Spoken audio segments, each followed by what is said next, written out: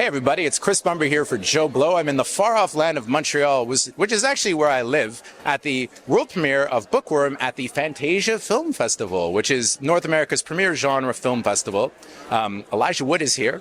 We're going to talk to him in a minute. He's here for the premiere of his movie Bookworm. Now, of course, everybody knows Elijah Wood for Lord of the Rings, naturally, but also he has a company called Spectravision, which is known for producing some of the gnarliest horror movies that you've ever seen, and he's also, in addition to being one of the stars of this film, a producer of it as well. So, let's talk to him.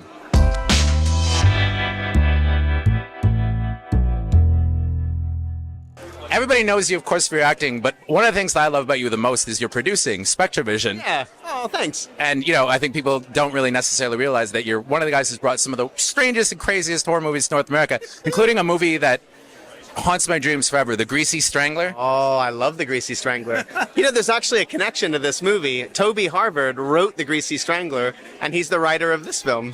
Oh, man, that's amazing. There you go. So what was it like going back to New Zealand, your old stomping grounds, to do this? It was an absolute treat. When Ant was thinking about this film and thinking about another father story to potentially include me, because we'd made this movie Come to Daddy together. Where you had a father. So, right. Yeah. So this is a slight differentiation in terms of the roles. But he was like, I said, I'd love to shoot something in New Zealand again. And he was like, well, there happens to be this story that it fits really well in New Zealand.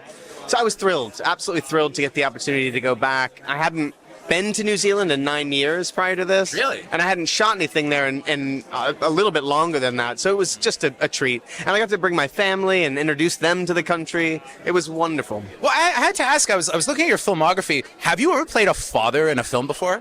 I don't think so. I believe this is the first time. Really? That's crazy. Yeah.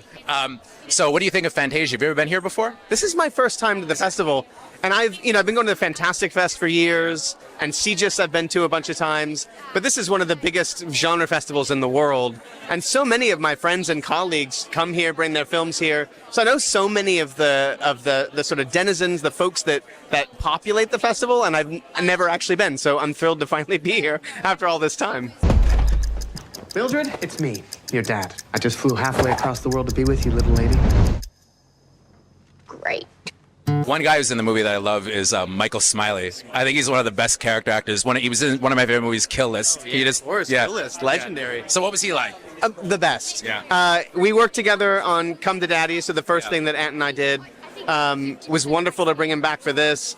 He's one of my favorite people. Yeah. He's an incredible storyteller. He's an amazing human being and a fucking incredible actor. Yeah, sure. And to get to work with him in this way, because in Daddy we didn't have a lot of scenes together, but in this we had quite an interesting sort of couple of scenes of like a tete-a-tete, which was really juicy to play opposite him, intimidating in a way because he's so incredible. It was awesome. So one thing I'd be lax if I didn't ask you. I have to ask.